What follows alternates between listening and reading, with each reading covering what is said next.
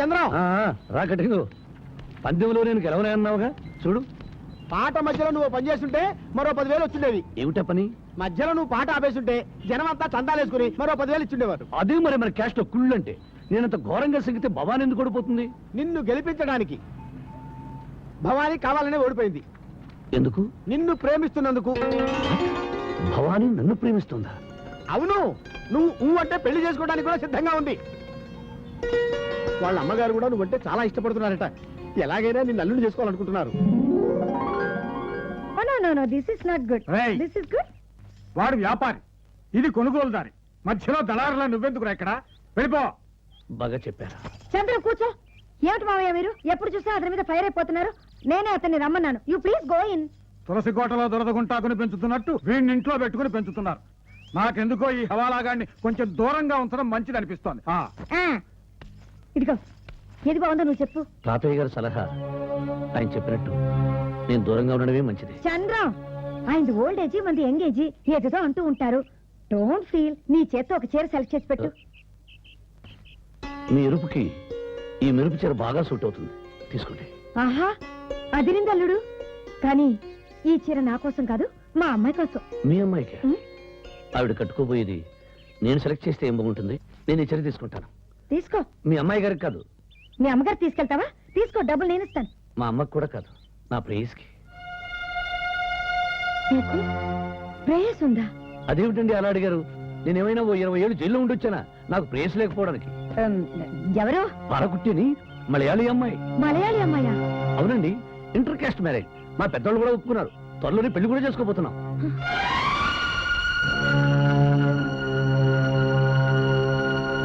నేను వెళ్తాను, డబ్బులు కట్టేయండి.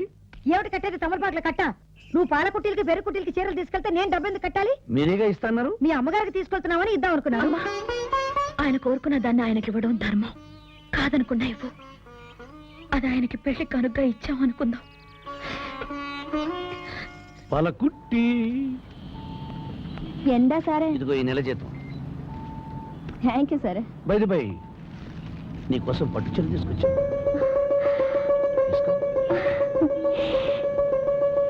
చాలా బాగుంది సరే. ரொம்ப థ్యాంక్స్ సరే. దాని ఖరీదు 1300. నీకు కాబట్టి 650కి ఇచ్చేస్తాను.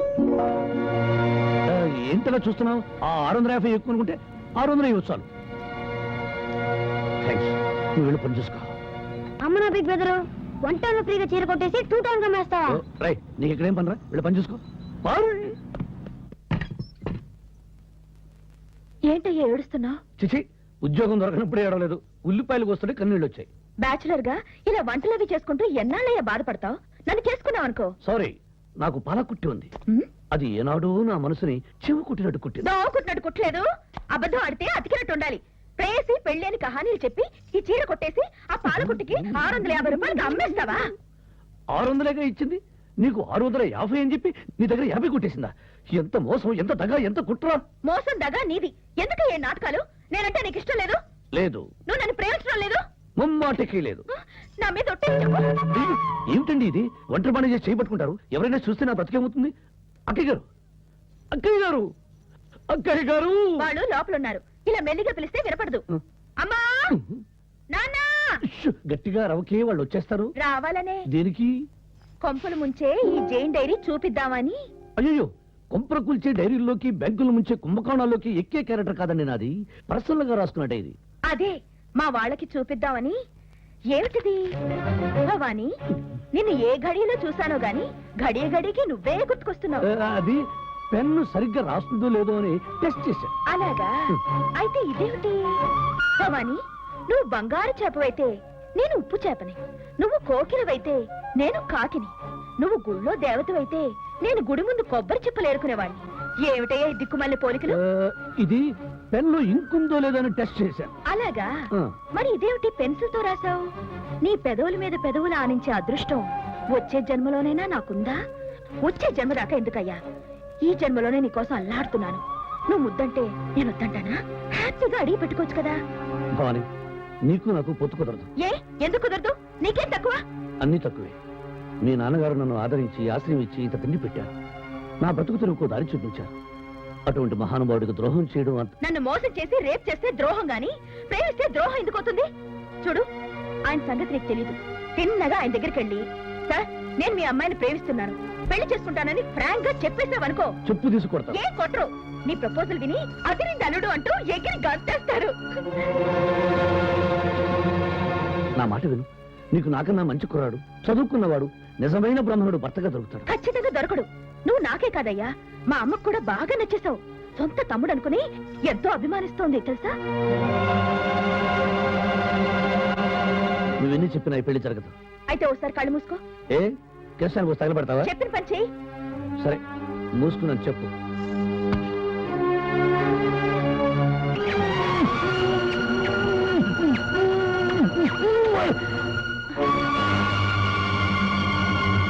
ఎస్టీడీ బూతు మునిగిపోయింది. ఏమైంది?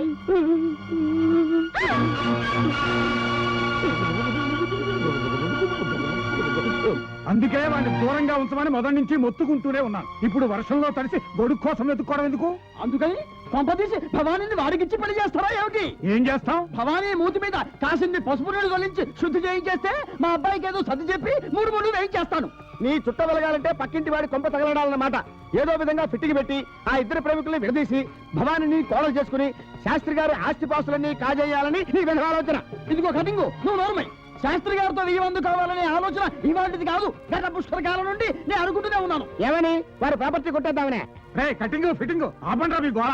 నువ్వేమిట్రా కొబ్బరికాయ కొట్టిన రాయిలా అలా కూర్చుండిపోయావు? ఏదైనా పరిష్కారం ఆలోచించు. వాడిని ఇంట్లో పెట్టి నేను తిండి పెట్టి నీ కోడలు తప్పు చేయబట్టే దానికి తప్పటడుగు వేసే అవకాశం వచ్చింది. నాన్న, మీరేదైనా సంబంధం చూస్తే అబ్బాయి నీకు నచ్చాడా అని అడిగే కదా నా పెళ్లి చేసేవారు. నాకు చంద్రు నచ్చాడు. అతనితో నా పెళ్లి జరిపించండి. వాడెవడో, వాడి బ్యాక్గ్రౌండ్ ఏమిటో నాకు అవసరం లేదు. అది కాదమ్మా, పొరపాటు రేపు పెళ్ళయ్యాక వాడు చీటరనో ఫ్రాడనో తెలిసిందనుకో. దిద్దుకునే ఓర్పు, సర్దుబాటు చేసుకునే నేర్పు నాకున్నాయి. నేను పరమేశ్వర శాస్త్రి గారి కూతుర్ని.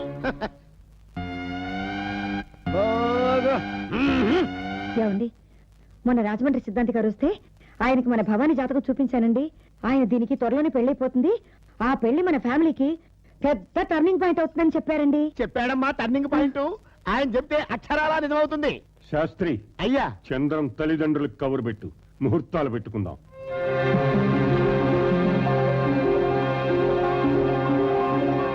శాస్త్రి గారు.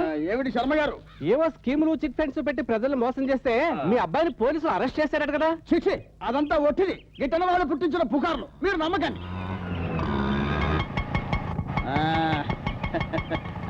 ఎక్కడి నుంచి రావటం? జైలు నుంచి. జైలు నుంచి అప్పుడు ఎలా వచ్చావు? బెయిల్ మీద వచ్చానులే.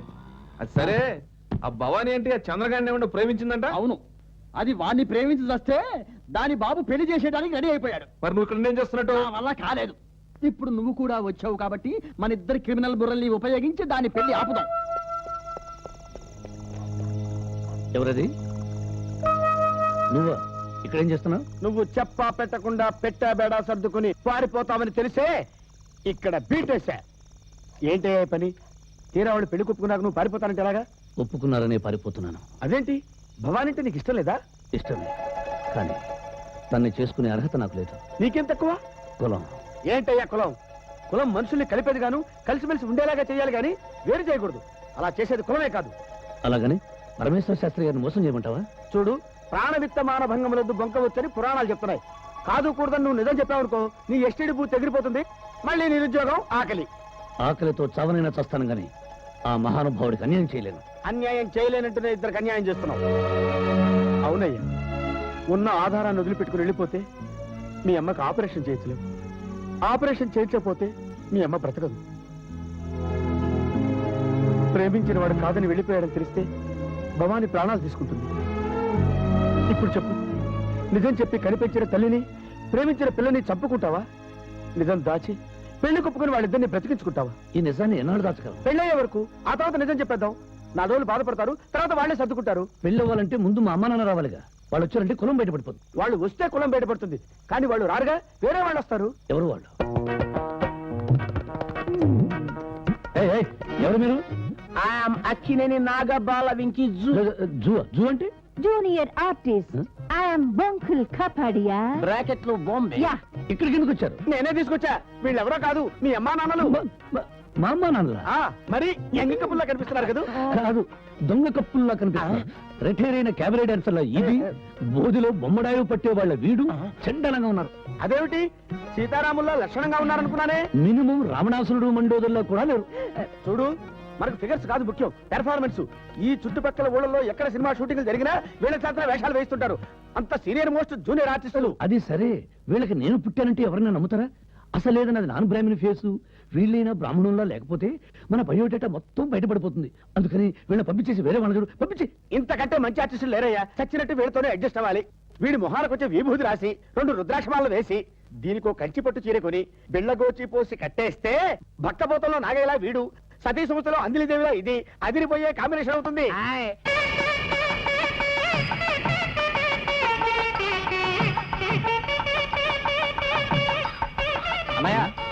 కులాసా ఎరా బావమర్ది, పెళ్లికి పిలవకపోతే రాననుకున్నావా?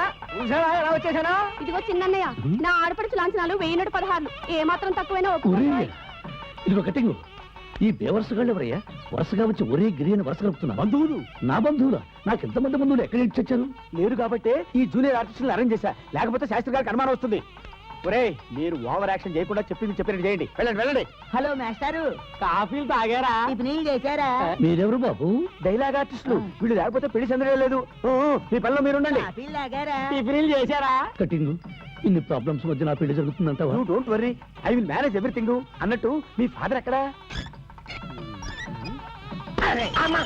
రాత్రంతా షామియానాలు వేసి తెచ్చిన వాళ్ళకి నిద్ర ఏమిట్రా దరిద్రుడా? నువ్వు ఎవరనుకున్నావు? పెళ్లి కొడుకు తండ్రివి. ఆ విషయం మర్చిపోయావా? అంటే మంది లో క్లాసు హై క్లాస్ కదా, ఆ డిఫరెన్స్ తెలిసేట్టు యాక్షన్ తగ్గించి అండర్ ప్లేస్ చేస్తాను. అలా చేస్తే వాడికి అనుమానం వస్తుంది. ఆడపిల్లి వాళ్ళ దగ్గరికి వెళ్ళి అది లేదు ఇది లేదని కాస్త సతాయించు. క్యారెక్టరైజేషన్ చెప్పారుగా, ఇక చూసుకోండి. సింపేత్త ఏటి చించేది షామియానా? క్యారెక్టర్ జాగ్రత్తగా చించు, లేకపోతే మనకు చిరిగిపోతుంది. అవును, మీ ఆవిడ బొంకులు కబాడి అక్కడ?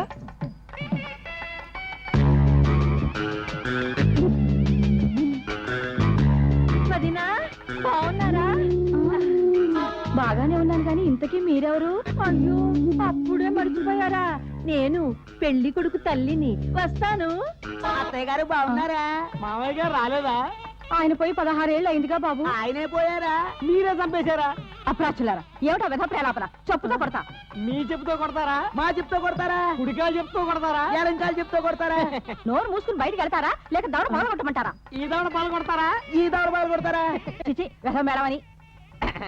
కాఫీలు తాగారా? టిఫిన్ చేశారా? ఆపడే ఆపడే, సంతాప సంగీతంలో ఏమిటి వాయించడం? ఏమిటి బాగారు, ఏమైంది? మా వాడి పెళ్లికి అంటే చావు మేళం పెట్టించారేమిటండి? సన్నాయి వాయించడానికి ఇళయరాజాని, డోలు వాయించడానికి ఏఆర్ రెహమాన్ ని, హార్మోనియం వాయించడానికి కోటిని, తబలా వాయించడానికి బబ్బీ లహర్ని పిలిపించొచ్చుగా. ఈ అగ్రహారంలో ఏ పెళ్లి జరిగినా వీళ్లే వాయిస్తారు. అందుకని సింపుల్ గా డబ్బులకి కక్కుర్తి పడ్డారు. ఎందుకు డొంక తిరుగుడు అంటాను? వంటలన్నా సక్రమంగా చేయించారా? సక్రమంగానే చేయించాం. ఆ ముక్క చెప్పాల్సింది మేము. ఎక్కడ వంటలో? ఇగో ఇక్కడుంది తీసుకో. ఆ పులిహారలో కాస్త ఇంగు ఎక్కువ. ఏమయ్యా, వంట బ్రాహ్మడి నువ్వేనా? వంటలు ఏం చేయించావు? ఏం కావాలి మీకు? Chicken biryani, mutton fry, fish curry. చెప్పట్రా నువ్వు?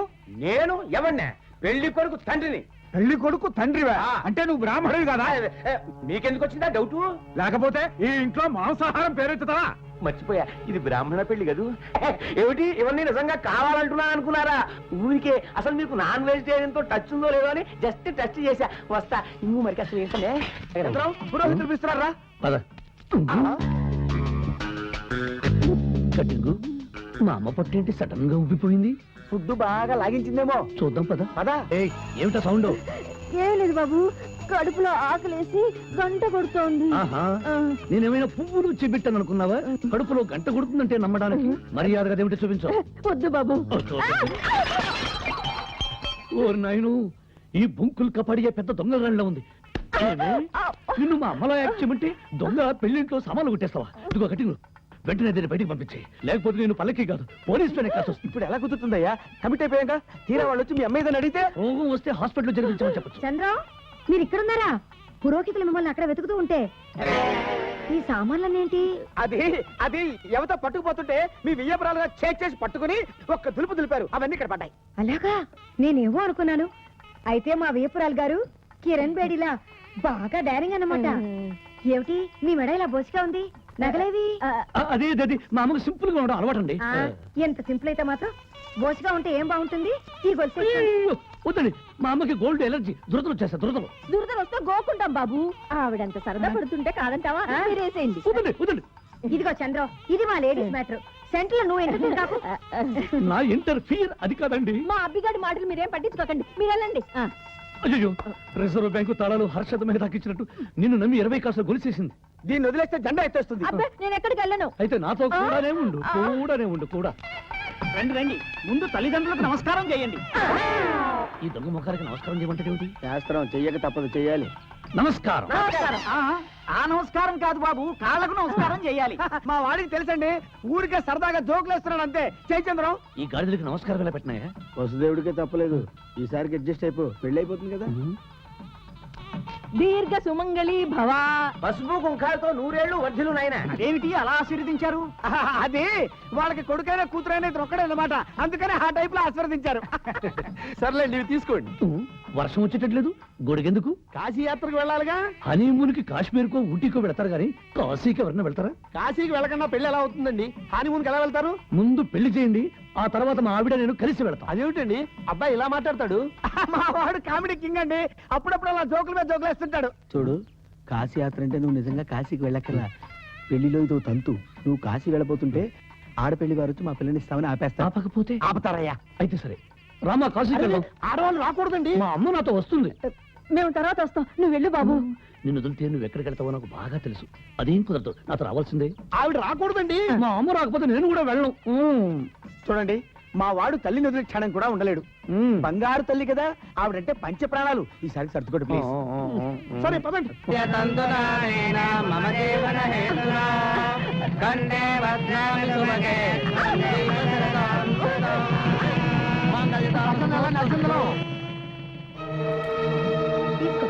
ఏంటి చేతులు పూలు ఇట్టారు? అవి పూలు కాదు, పూల బంతి. దాంతో మీ ఇద్దరు ఆడుకోవాలి. మరి బ్యాట్ ఎక్కడ? అధికారులకు ఫోన్ చేశాం, అది తీసుకొని పరిగెత్తుకుంటూ వచ్చేస్తున్నాడు. నువ్వు ఎక్కడ దొరికావయ్యా? ఇదేమన్నా క్రికెట్ మ్యాచా? బ్యాట్లు వికెట్లు ఉంటానికి. ఆ బంతిని వయ్యారంగా తీసుకుని నువ్వు ఈ అమ్మాయి మీదకి వేయాలి, ఈ అమ్మాయి నీ మీద వేస్తుంది. విసురు. అది నాన్న, వాళ్ళు బంతి దాకా వచ్చారు అంటే దాని మెడలో వాడు తాళి కట్టేశాడు. ఇప్పుడు ఎలా? అమ్మవారి మెళ్ళో పూజారి కూడా తాడి కడతాడు. అంత మాత్రాన వాడు మొగుడైపోతాడా? చూడుకోమయ్యా, వాడేనా నీ కొడుకు? అవునయ్యా, ఆడే మా కొడుకు. అయితే ఉండండి, చెప్తా. బావగారు, మీ అల్లుడి గారి కోసం ఎవరో వచ్చారు, కాస్త చూడండి. ఎవరు మీరు? ఆ మంచం మీద కూకున్నాడే ఆడమ్మ బాబులం బాబు. ఏమిటి మీరంటున్నారు? మీరు చంద్రన్ తల్లిదండ్రులా? అవునండి అయ్యా, నాన్న కట్టాలు పడి అని చదివించి పెద్దోని చేస్తే మాతో ఒక మాట అన్నా చెప్పకుండా ఏడుకొచ్చి పెళ్లి చేసేసుకుంటున్నాడు. ఇంకా అర్థం కాలేదా బావగారు మీకు? చంద్రం మన కులం వాడు కాదు, కళ్ళు చూసుకునే కొండయ్య కొడుకు. ఏమంటే శాస్త్రి గారు, ఈ లడ్డా బల్లి గుడ్డ దీనికన్నా మా దొడ్లో కలిసిన ఉసిరికాయలు పెద్దగా ఉంటాయి. ఇలాంటి లడ్డు పెట్టి మమ్మల్ని అవమానిస్తారా? ఏమిటా సౌండ్? ఎవరి చెంపో పగిలినట్టుంది. చెంప పేలిన శబ్దం కాదది, అవుట్ పేలిన సౌండ్. పెళ్లి వారిలే కదా, అవుట్లు అయితే వరుసగా పేరాలి కదా. సింగిల్ అవుట్లు పేలుస్తున్నారేమో. ఈయన పెద్ద మనిషి అనుకున్నావు, లడ్డు అనదంటేనే అంత దెబ్బ కొట్టేటే. కొడతాడు కొడతాడు, కట్టింతాలు తెంపించేసి నా పవర్ ఏంటో చూపిస్తాను. ఎంతకి తమరెవరు బాబు? నేనెవరన్నా? పెళ్లి కొడుకు తండ్రిని. నువ్వు నా పెళ్ళానికి మొగుడివా? విన్నావా, ఇంకో బాంబు పేలింది. అలాగే చూస్తుండు, మళ్ళీ ఒక బాంబు పేలుతుంది. ఎవరా నువ్వు? నన్ను కొట్టావు? లేకపోతే నా కొడుకును బాబునంటావు. చెప్పానా మళ్ళీ పేలుతుందని? పేలింది. చెంప పగిలిందా? దవడం ఆచిందా? దిమ్మ తిరిగిందా? జోల తిరిగిందా?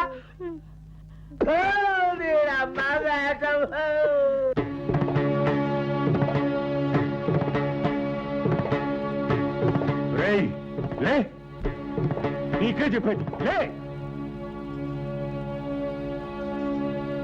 చెప్పు, నువ్వు బ్రాహ్మణుడేనా?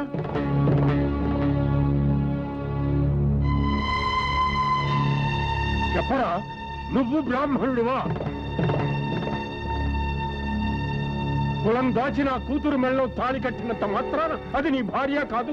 ఇది తాళి కాదు, నా కూతురు జీవితానికి సజీవ సమాధి. నువ్వు చేసుకున్నది శాస్త్రీయ వివాహం కాదు, శవకయ్య. ఏమండి? నువ్వు నోర్మై. ఈ అబ్రాహ్మణుడు యజ్ఞోపవీతాన్ని మెళ్ళలో వేసుకుని పరమ పవిత్రమైన గాయత్రిని అపవిత్రం చేశాడు. తక్షణం ఇంట్లోకి పో.